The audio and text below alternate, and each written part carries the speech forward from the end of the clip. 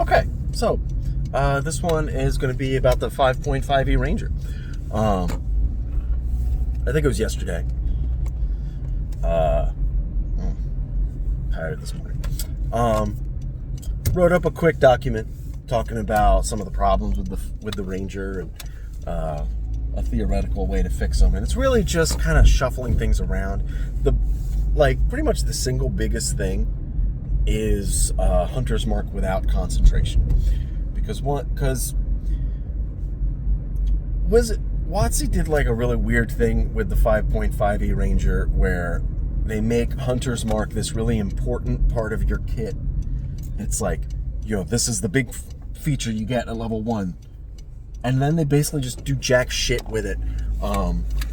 And this is something like a lot of homebrewers and I'm going to call them indie designers have discussed a lot about the Ranger in general, even the 5e Ranger, that it doesn't have a class scaffolding, which all that really is, it's like it's kind of describing like, okay, this is what the class does. Like how the Paladin revolves around smiting, and it revolves around aura, it's auras. Smites and auras are like two of the big things for the Paladin, and the whole class itself ties back into those several times, and the subclasses really tie into them. Like each subclass gets its own unique aura that really digs into what that subclass is supposed to be doing. And Ranger doesn't have that in either 5e or 5.5. So, like, really, all that should really be done here is Hunter's Mark should be much more of a scaffolding, like a central theme of the class. Because otherwise, it's like, what separates a Ranger from a fighter or from any other martial homebrew class with some spell slots? I think Hunter's Mark is a fine enough spell to kind of pin your bets on, as it were. And so some of the things in the document, or in what I wrote up, you get Hunter's Mark. It's the same as it is in base 5.5. Base 5.5, instead of saying base 5e. In 5.5, you get Hunter's Mark prepared for free as a Ranger, and you can cast it for free a few times a day, which scales with your proficiency bonus, but it's not your proficiency bonus. It's sneaky, because it's the same number as your proficiency. It goes up at the same levels your proficiency bonus goes up, but it's technically tied to your Ranger class. So you could say proficiency bonus, but if you multi-class out, you'll stop getting additional uses of it. Sneaky, which I actually disagree with. It should just be proficiency bonus. That way you can continue to use this feature more. But internally, inside the class, you should get scaling instead, which is how I changed it. So the damage die for Hunter's Mark continues to scale based on your Ranger level, from a D6 all the way, and then at max level, it would scale up to a D12 plus your Wisdom mod. So you're doing a whole grip of extra damage at that point. Changes from, it's not a huge amount, because just a D6 is 3.5 average damage, and then a D12 plus your Wisdom mod, even with max Wisdom, that's 6.5 plus 5, so average of 11.5 damage, which is still really good. But it's not like world changing,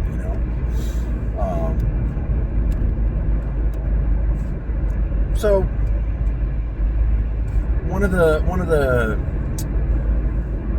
consensus opinions about Ranger is that, like, in tier 1, they do the most damage in the game. of all the marshals, because Hunter's Mark is a lot of value right at the beginning. It's a single spell slot that spell can last for like an hour, and it's a d6 on each attack.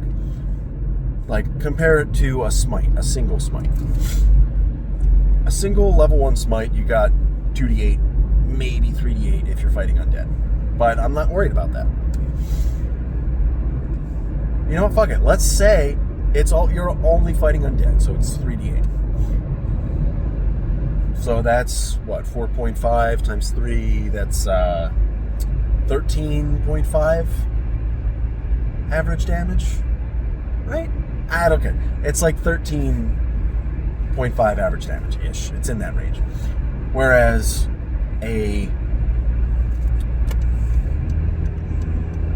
with Hunter's Mark, to match that value for a single spell slot, you really just have to make 4 attacks. 4 successful attacks within the hour that you have that instance of Hunter's Mark active. That's it. That's not difficult. If it lasts an hour, you know, let's say you use it, you shoot one guy or like, you know, an enemy lasts like 2 rounds. So there's 2d6 right there. There's 2 attacks. You move it, you shoot that guy over 2 rounds. That's 4d6 right there. And then you can keep that individual spell for like an hour. So if you get in another combat within an hour, you get even more value out of it. Like, that's really good. And that is one of the main things that WotC cited as like, oh, it's too much value for a level 1 spell slot. Fuck you. I don't care. One of the main tenets of fun design is you bend the rules a little bit. That's kind of what's the most fun about individual characters, individual classes, when you bend established rules. So yeah, you get more value out of a level 1 slot, sure. Okay. Oh no. Wow. It's still really spread out.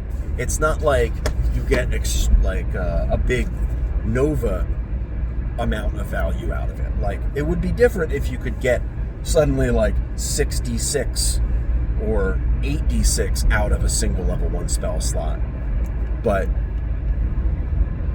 like in a single turn. But you're not doing that. It's spread over the course of like 3 combats. It's not the same kind of value. And it can't be looked at in the same way. And to me, what the Ranger kind of should represent is versatility, usefulness in almost any situation. Like, the Ranger should kind of be the Swiss Army knife. And one of the things the Ranger is also lacking is choice. You don't have a whole lot of choices to make, especially in combat, you know? So, overall, I think the goal for a Ranger rework would be, 1, keep up their damage. Because while they do the most damage in Tier 1, as soon as they hit Tier 2, their damage starts to fall off. So, rectify that a little bit, which I think the scaling Hunter's Mark die helps. Well, it helps. It doesn't solve the problem entirely, because one of the things Rangers don't get is like any kind of other offensive boost. They just don't really get anything. And their subclasses are really lackluster. Really, they all need to be tuned up too, but I'm worried about that later. I want to get the Ranger kind of squared away first. So, scaling Hunter's Mark die to keep up their damage. And then 2, just some more choices like in both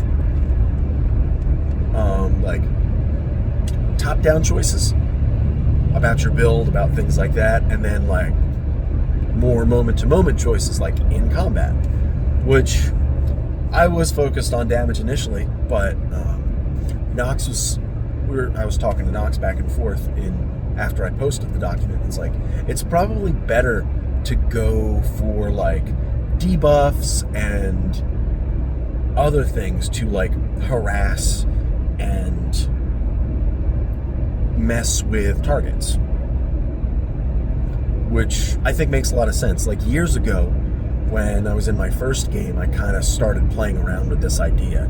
I don't remember if I ever posted it anywhere, but it was like, okay, I don't remember exactly what it was, but it's like, okay, target of your hunter's mark, you can do stuff to them. I don't remember if you like had a dice pool or a point pool, or you could consume spell slots to do it, which consuming spell slots isn't a bad way to go about it, but they're fighting with your spells, and maybe it should be kind of separate.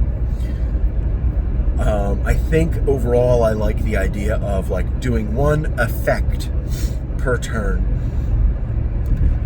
use a bonus action to do an effect. For the most part. Maybe some things could be reactions, some more dramatic things, maybe they could be an action, who knows. But it's, stuff like, okay, you cut their hamstring. And in 5.5, there's a few classes that have this kind of idea. You see it in barbarians. Because at higher levels, they don't get brutal critical anymore. They get a new feature called brutal strike, where you can forgo the advantage from your reckless attack, and what you get if you hit is extra damage and an effect, which is you can do stuff like push them back, knock them over, reduce their movement speed, and impose disadvantage on the next saving throw that target makes. So with this, Barbarian can kind of play as a controller and debuffer a bit, which I think is a really good idea, because Barbarians don't do anything at high levels anymore. They just swing their weapon. So giving them these kinds of choices is really cool. And I want to do a similar thing for Ranger, because like I said, the fantasy for me for a Ranger is like versatility, Swiss Army knife type stuff, but then also kind of a shot caller. It's like you designate that guy as you put your hunter's mark on a single guy, and he's the biggest target for the party, for you and the party. You should focus on him. So maybe there's like individual choices to make as to, hunter's mark modifiers, basically, like kind of Eldritch Invocation light type stuff, where you can just add additional properties onto your hunter's mark.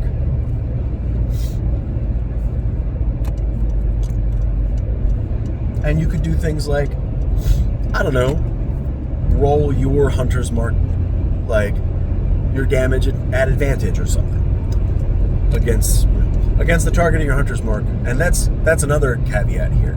This is all against a single target while hunter's mark is active.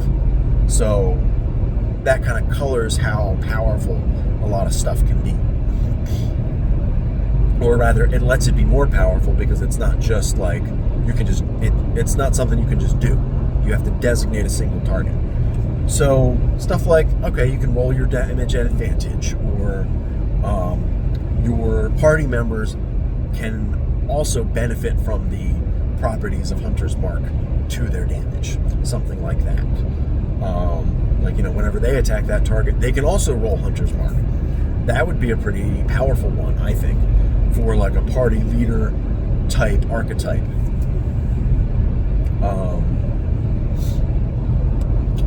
Lots of just stuff like that. Impose some kind of effect like, oh, I don't know, the target of hunter's mark can't attack the same target more than if they more than once per turn or something. And if they do it, then they get disadvantage on their attack. Something, a more defensive bonus, forcing the that monster or that target to spread out its attacks. Maybe instead of disadvantage, it's more like sanctuary. Something like that. So like they can attack, they have to attack a different target unless there's no other target, something like that. But these are just spitballed ideas, that kind of thing. But then also maybe give the Ranger more specific effects like, hamstring strikes, that kind of thing. But maybe that's too much of, maybe that's too many extra systems layered on top. Maybe just Hunter's Mark modifiers. Maybe that would be enough. But that's not offering a lot of choices in the fight, unless maybe the ranger can learn a bunch of these, but only apply so many per individual casting, or can only apply so many at once, and they can change them up with a bonus action. That might be cool, actually. It's a lot like this artifact item that Nox came up with for a character he was playing for a little bit. That seems like a cool idea, actually. Instead of individual things that you can choose to do moment to moment, you can change extra properties on Hunter's Mark. I think I like that. Maybe if I get some time, I'll write something up. But then the next goal would be tie in subclasses a little bit more. Like, the subclass design is all over the place. Most of them have that thing where when you attack a target, you can do extra damage, but you can only do this extra damage once per turn to an individual target. The Hunter subclass does that. The Fey Wanderer still does that. It's the same effect that they've had. And that effect is it's okay, but it's not very good. It's not a lot of damage. And it's only once per turn. It's why? And then the Gloomstalker Ranger got a really weird version of it, where they kind of get mini smites, but they barely get any of them. They can do 2d8 extra damage, I think it is. Psychic damage, too, which is good. They can do it on an individual target once per turn. But they've got it wisdom bonus times per day. What the fuck? Just either make this design consistent across all classes, they get this bonus damage once per target, just flat. Or they all get this mini smite style thing, but give them more of it. It should be either wisdom bonus times per short rest, which is cool. I like classes getting long rest and short rest abilities. At least for something like Ranger, they're always going to get something back from taking a break. I like that. And I think actually that might be my favorite solution. They get these mini smites. An amount per short rest. That's a more consistent design. But also, I don't know. I'll think about it. I think there's 2 or 3 different ways. Maybe it's they only get this bonus damage when they, fulfill a specific condition, because that's kind of how it was in 5e. The Hunter got their bonus damage whenever they attacked a target that didn't have full HP. The Gloomstalker got it on the first round of combat. And the Fey Wanderer was the only one that got it just once per turn, per target. So maybe it should go back to fulfilling conditions, but that is a bit more, you run into situational problems that way. I'll think about it a little bit.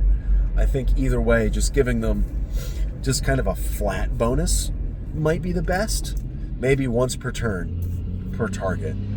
But it's a good amount of damage. It starts at a D8 and it scales up instead of starting at a fucking D4. So maybe something like that. And then if a condition is met, that bonus goes up. Something like that. If the Gloomstalker is attacking in darkness, this bonus goes up. Or the Hunter, if they're attacking a bloodied target, this damage goes up. The Fey Wanderer, if, I don't know, they can make a successful persuasion check against the target, this damage goes up. I don't know, something like that. Um, it's an idea. Or something with using spells on it, like, if they, within the past minute, if they've attempted a spell on this target, or if this target has succeeded against a spell saving throw, this damage goes up, something like that. I don't know. It's an idea. But just something more. And then also the subclasses need to tie into Hunter's Mark somehow. Like, you already get bonuses to track it, so maybe something less combat focused and more narrative, social exploration focused. Like, the Gloomstalker, the target of your Hunter's Mark has disadvantage to see when you're stealthing, or something like that. The Fey Wanderer has disadvantage on insight checks, which that's really powerful. That might be too much.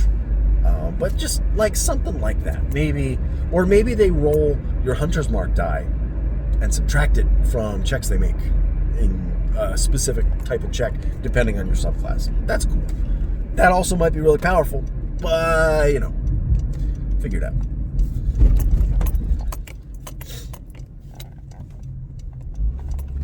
Just something like this. Think about it some more. I'm sure this video will spark a little discussion. But yeah, that's all I got for you today.